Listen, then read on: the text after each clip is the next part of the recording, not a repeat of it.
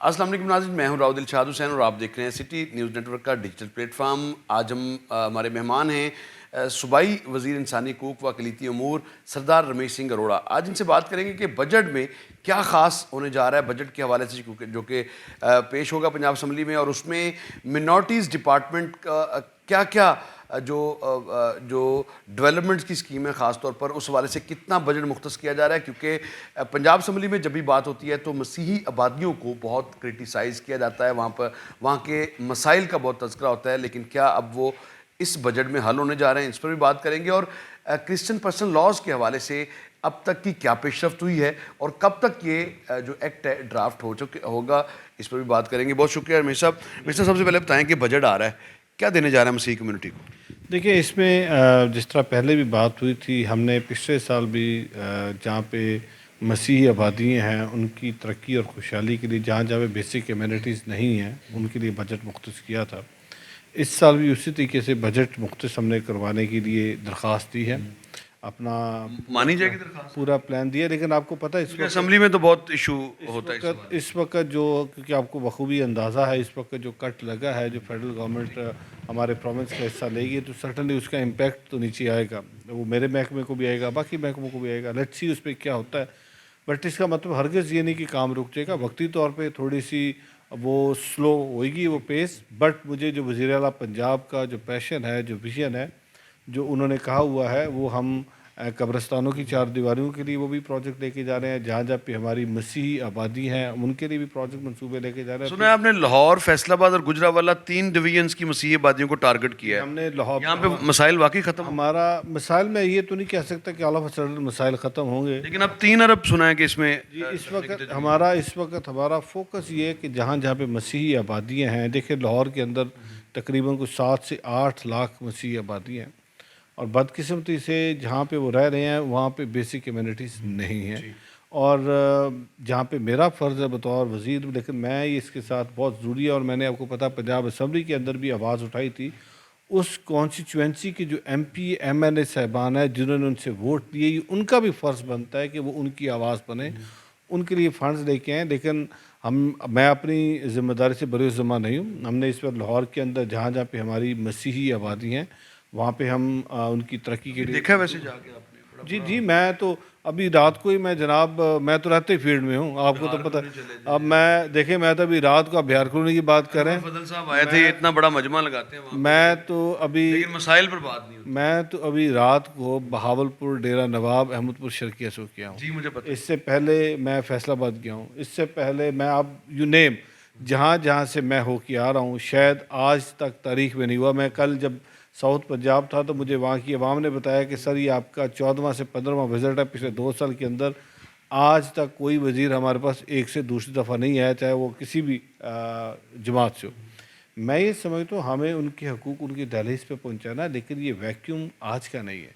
ये वैक्यूम पिछली, आपके खाते में तो आ रहा है, देखिए मेरे खाते आपको जिम्मेदार ठहराया जा रहा है। मेरे खाते में आ रहा है, तो मैं इस जिम्मेदारी, जो मैं 2 साल का मैंने काम किया और इसके गवाह आप हैं, इसको हाईलाइट आपने किया। आपने देखा कि ये वो महकमा था जो महकमा कभी भी फाल नहीं रहा। आई विश जो सिर्फ महकमा था 50 करोड़, महकमा था, ये मैं नहीं 50 करोड़ के बजट 50 करोड़ के बजट, और ये मैं नहीं कहता। आज 8 अरब ले गए। आज 8 अरब पे देंगे, और मैं जो मेरा जो बजट में अभी देखिए, मैंने तो 16 अरब की तजवीज़ दी हुई है। अब देखिए उस वक्त उसमें कितना मिलता है, जितना भी मिलता है हम उसको बड़ा जुडिशियस उसका यूज़ करेंगे, और मुझे उम्मीद है 3 डिवीजन्स को आपने टारगेट किया है, ये मुकम्मल करवाएंगे मैं काम? ये बिल्कुल नहीं कह रहा कि मुकम्मल हो जाएंगी। इन 3 डिवीजन के अंदर बहुत आबादी कितना है। अरसा लगेगा? देखिए, इन 3 डिवीजन पे मैं दोबारा कह रहा हूँ, ये मैं, अगर आप मुझे अकेले मेरे महकमे को कहेंगे, मेरे अकेले महकमे का बस का रोक नहीं है। 8, लेकिन आप ले तो सकते हैं ना सीएम इनिशिएटिव से, देखिए सर्टन, दिलवा तो सकते हैं। मैं कोशिश कर रहा हूँ, मैंने आपकी यही, बात तो सुनी जाती है। मेरी बात सुनी जाती है, लेकिन आप खुद देखिए। मैं तो आपसे कहूँगा, आप जाइए और आप प्रॉपर प्लान बनवाइए। अभी हम प्रॉपर प्लान बनवा के सीएम साहबा के पास लेके जा रहे हैं।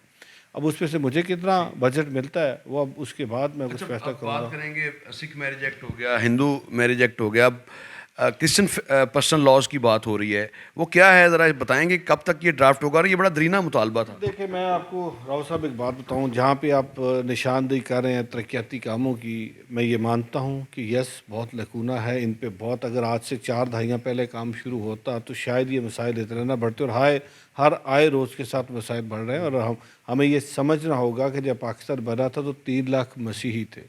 वो 3 लाख मसीही पूरे पंजाब के अंदर स्प्रेड हुए, और बदकिस्मती ये रही कि हमने उनको गांव की नुक्कड़ पे बिठाया जहाँ पे गांव का गंदा पानी जोड़ होता था, और अगर वो शहरों में भी आए तो हमने उनको शहरों के गैर इंसानी सलूक तो हुआ है। तो अब आज मैं ये समझ कोई दो राय नहीं। इस पे हमें इसलिए तो मेरे महकमे का वजूद है, और चीफ मिनिस्टर पंजाब भी इसलिए बार बार कहती है कि अगर अकलियत मेरे सर का ताज तो है, वो बार बार कहती है, लेकिन वो साथ ये भी कहते हैं कि हमारे निज़ाम के अंदर इन सबको एक्सेप्ट करने की वो होनी चाहिए।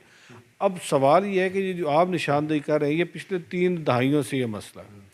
क्रिश्चियन पर्सनल लॉज के अंदर अमेंडमेंट यहाँ पे अभी भी 1872 वाला लॉ चल रहा है, जहाँ पे शादी की उम्र 13 साल है बच्ची की। आज हम 18 क्रिश्चियन लॉज में 13 साल। 13 साल 13 अच्छा, साल वो भी अब 18 साल जाएगी। ये तो बिल असेंबली में आ गया। अभी हम ये 18 साल जाएगा, लेकिन उसके साथ साथ हमारी मसीही बरादरी का देरीना एक मसला है कि इन क्रिश्चियन पर्सनल लॉज के अंदर अमेंडमेंट्स की ज़रूरत है। आज आपने देखा, आज सारी क्लर्जी, चाहे वो कैथोलिक चर्च है, चाहे वो चर्च ऑफ पाकिस्तान है, चाहे साल्वेशन आर्मी है, चाहे FGA है, चाहे प्रेस्बिटेरियन चर्च है, सारी क्लर्जी है। लेकिन आपके MP सारे नहीं थे इसमें। MPs 3 बैठे थे, हमने कमेटी बनाई है। देखिए, उनकी अपनी मर्जी है, उनकी मर्जी है। आपकी पार्टी जो पीपल्स पार्टी से, उनको भी बिठा लेते। मैंने तो सबको हमने इनवाइट किया। आपने सबको इनवाइट किया? हम क्यों तो नहीं सबको कहते आए। देखिए, हर एक की अपनी मर्जी है, हो सकता है उनकी कोई मसरूफियत होगी, उनकी कोई अपने होंगे। बुलाया था वैसे? मैंने तो महकमे को कहा था सबको बुलाएं, और सर्टनली महकमे ने सबको बुलाया होगा। अब सवाल ये पैदा होता है कि इस वक्त जो एक क्रिश्चियन पर्सनल लॉज के अंदर जो चीज़ें हैं, जो उनकी तरफ से रिकमेंडेशन आ रही है, इन रिकमेंडेशन पे आज हमने एक स्टेयरिंग कमेटी बना दी है। उस स्टेयरिंग कमेटी के अंदर हमने ये किया है कि क्रिश्चियन क्लर्जी को और क्रिश्चियन कम्युनिटी को ओनरशिप दी है कि आप कोई चीज़ बना के आइए, हम इसके अकॉर्डिंगली इस बिल को लेके जाएंगे कैबिनेट के पास, और कैबिनेट के पास ले जाके जब वो कैबिनेट अप्रूव करता हम इसको कर देंगे। जहाँ तक बाकी सब स्टेक होल्डर्स को, क्योंकि अभी ये प्रोसेस आज इसका आगाज़ हुआ है, जिस दिन हमने असम्बली लेके जाना है तो सर्टनली हम उस दौरान ये कंसल्टेशन के लिए दोबारा फिर एक मीटिंग करेंगे, सबको इसमें बुलाएंगे। जो आज MP साहबान नहीं आए, हम उनको दोबारा गुजारिश करेंगे वो आएँ, तशरीफ़ लाएँ, आके बैठे। अगर उन्होंने कुछ काम किया है वो भी इसके अंदर इनकलकेट करें। हम ना, आपकी अपनी पार्टी के लोग पूरे नहीं आए। वो लाजमी नहीं है।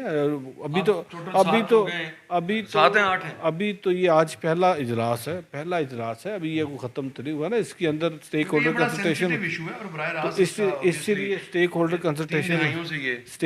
कंसल्टेशन होनी है। इस पर हमने अब हाई लेवल कमेटी कब तक इसको कर लेगी? अभी हमने आज आपके सामने दे दिया इनको। जो हमारे जनरल नोयल साहब हैं, वो इस कमेटी के कन्वीनर हैं। वो उसके अंदर सारी clergy, civil society, law experts सब उसके अंदर मौजूद है। वो अपने इनपुट देंगे, उसमें पार्लियामेंटेरियन भी जाके अपने इनपुट देंगे, और वो उनकी आज हमने उनको ये कह दिया कि आप जिसको मर्जी। चाहता हूं कि डिजिटल लर्निंग आपने एक प्रोग्राम शुरू किया था, वो किधर है? कोई उसका फ़ायदा? आपके सामने उसका फ़ेज़ 1 हो गया, अभी फ़ेज़ 2 पे हमने अपनी रिकमेंडेशन। आपने रोक लिया? आपके डिपार्टमेंट ने रोक लिया? नहीं, डिपार्टमेंट ने तो नहीं रोका। खैर, वो फ़ेज़ 1 हो गया था। फ़ेज़ 2 के लिए अभी हमने दोबारा रिक्वेस्ट किया, और इसका बड़ा फ़ायदा हुआ था। और मुझे उम्मीद है कि आइंदा बजट में उसको हमने तो अपनी प्रपोजल दी हुई है। लेट्स सी अब आगे वो लर्निंग एंड डेवलपमेंट क्या करता है। हमने तो उसकी हिफाजत के बारे में बताया, और बताया ये कितना अहम मंसूबा है, और मुझे उम्मीद है कि वो इसको इसके अंदर शामिल करेंगे। क्रिश्चियन कम्युनिटी का एक दीना मसला कब्रिस्तान की अदम दस्तियाबी भी है। कब्रिस्तानों के लिए भी हमने, शमशान घाट भी ज़ाहिर है। जी, कब्रिस्तानों और शमशान घाट के लिए भी हमने बजट रखा है, और हमने तो वैसे उसका 1.5 बिलियन का बजट रखा है, बट वो एक दफ़ा मेरे ख्याल में ना काफ़ी है। लेकिन अब आपको जो कब्रिस्तान बनाने हैं वो शहर खामोशां की तर्ज पर बनाने हैं। नहीं, उसमें हमने अभी, क्योंकि जो ऑलरेडी पहले कब्रिस्तानों की 4 दीवारियाँ और जनाजगा नहीं, हम उस पर काम कर रहे हैं। और अगर 1.5 बिलियन कम हुआ तो CM साहब ने, आपने ऐलान सुना था, उन्होंने कहा था मुझसे आप और पैसे दे दीजिए, एक दफ़ा इसको शुरू तो होना देना। ये मैं बार बार कह रहा हूँ, 8 दहाइयों का वैक्यूम है। मुझसे आज 2 साल हुए हैं, 2 साल में मैंने काम करके दिखाया। देखिए, मैंने आप गवाह हैं। पहले दिन ये तो शुक्र है सुथरा पंजाब आया तो उसमें हर कोई सफाई के लिए काम कर रहा है, अदरवाइज तो सफाई के लिए हमने कहा, आप गवाह हैं, मसीह कम्युनिटी को ज़्यादा प्रेफरेंस देते थे, जो कि सबसे बड़ी ज्यादती है। 1 लाख माइनॉरिटी कार्ड दिया, उसमें मैंने एलानिया कह रहा हूँ, मुझे कोई एक कार्ड ऐसा दिखा दे जिसमें करप्शन हुई हो। 24,000 10,000 में क्या करप्शन? क्यों नहीं हो सकती? यहाँ पे लोगों ने निकाली थी, करप्शन ने निकाली, फेक एंट्रीज निकाली आपके। ये मैंने क्यों इन सबको सेंट्रलाइज किया है? ये जो 24,400 लोगों को क्रिसमस और ईस्टर ग्रांट जाती थी, दिवाली ग्रांट जाती थी, आपको पता था वो चेक्स किधर जाते थे? एक ही घर में बड़ा बड़ा चेक्स जाते थे। आज उस सबको ऑनलाइन किया। इसी तरीके से स्कॉलरशिप देने में खुद जाता हूँ। CSS की तैयारी के लिए मैंने खुद बच्चों को इंटरव्यू किया। आज वो CSS के लिए तैयारी देगा। ये क्या है? ये बेसिकली इस कम्युनिटी को एम्पावर करना। और मैं आपसे भी गुजारिश करूँगा, आप मुझसे पूछिए, लेकिन मेरे साथ साथ पुरानों से भी लाजिम पूछिए कि अगर पुरानों ने भी काम किया होता तो आज। पुरानों से भी बात करते हैं कि आखिर क्या वजह थी कि उन्होंने काम नहीं किया। आज तक के लिए इतना ही। मुझे दीजिएगा इजाज़त, अल्लाह ने के बाद।